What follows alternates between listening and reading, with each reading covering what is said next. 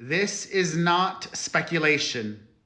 Law enforcement in New York City is speaking out and revealing a very troubling piece of information with regards to the sudden death this week of beloved Food Network chef Anne Burrell.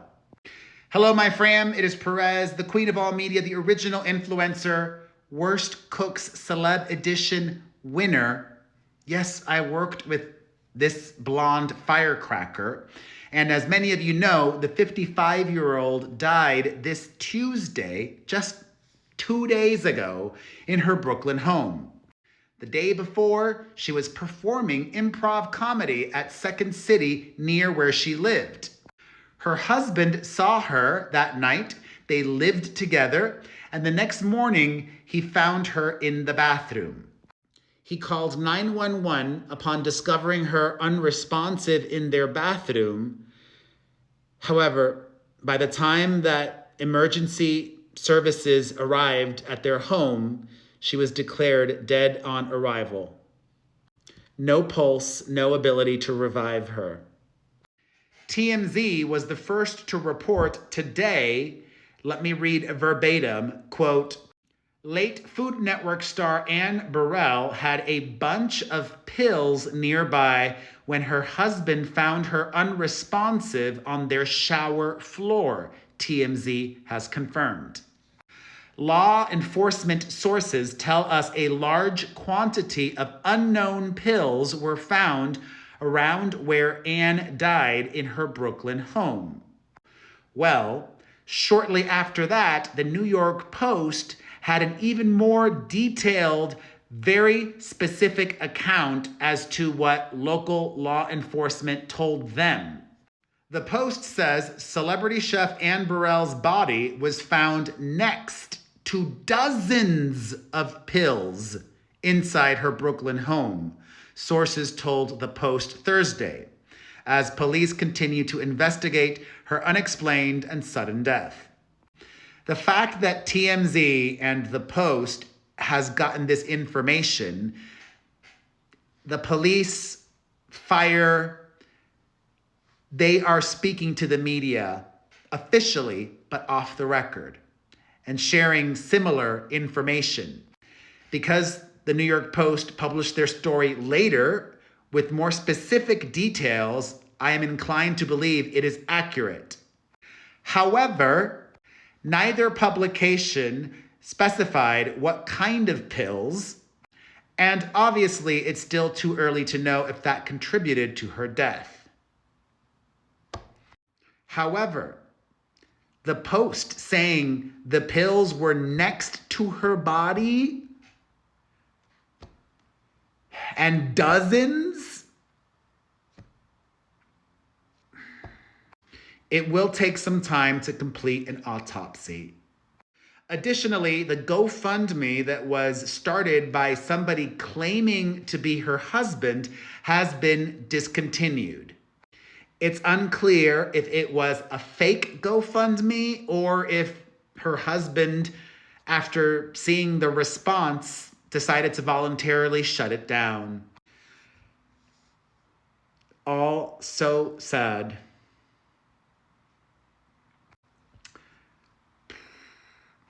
And the tributes to the late chef keep pouring in. Her former Food Network colleague, Duff Goldman, had the following to say, quote, I've written and rewritten this post so many times in the past 24 hours, and I just don't know what to say. Anne and I became friends in probably 2006. She was going through some stuff, and I had heard that she was feeling it. So on a trip to New York City from Baltimore, I had made her a cake that said, don't let the bastards win. She never did. We had a complex relationship, and I remember the last conversation we had before our paths drifted was a pretty feisty debate about the merits of catfish. I believe the words trash fish, tastes like mud, and cake boy were used. Ha ha. Anne and I always had a spirited and somewhat acerbic back and forth. I really never knew why our paths drifted, but I always hoped that wherever she was, Anne was doing well and was finding some happiness. Then, a year or two ago, I was at a gala in New York City with my wife and daughter, and I took Josephine out to the lobby to give her a break from sitting at a table listening to speeches.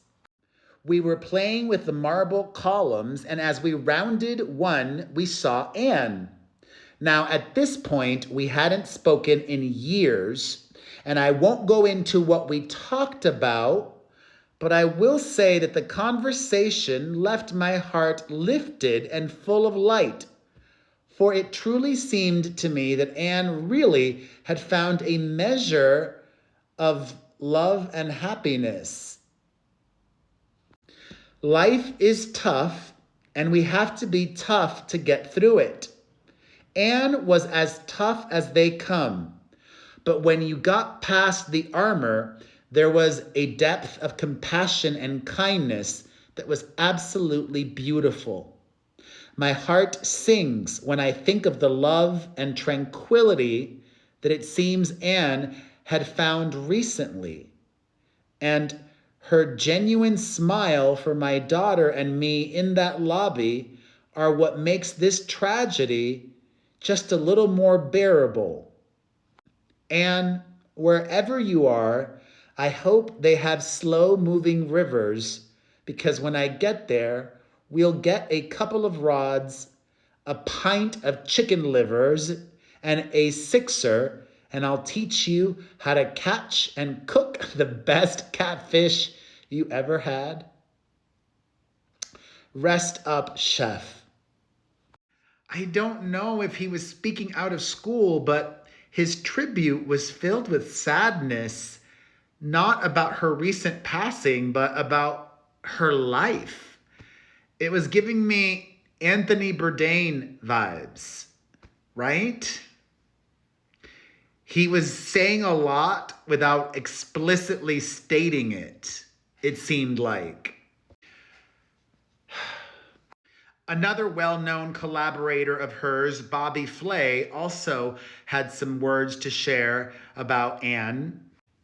The Food Network OG, Flay, had the following to say, quote, "Worst Cooks in America was the funnest show on TV. All of your co-hosts, me included, were just alongside for the Anne Burrell ride. The greatest gift I got from AB was turning me on to a world of Maine Coon cats, including Nacho, a gift that I'll have forever." He added a hashtag unforgettable. And this sweet photo of her smiling, surrounded by love. Rest in peace, Chef Anne. We never know what people are going through. Every one of us, not just celebrities. We all have a public persona and a private persona that sometimes not even our family knows. Sometimes people are struggling and they hide it from everyone. And I'm not saying that that's what happened with Chef Anne. I'm just saying we never know. If you are struggling right now, I send you light and love. This was made with love. It's a rose that my daughter made for me, and I keep it next to my laptop in my office where I'm at right now, and I spend most of my time here. Love to you, love to her loved ones, and what a development today from the New York law enforcement and authorities. Let's discuss it all in the comments section.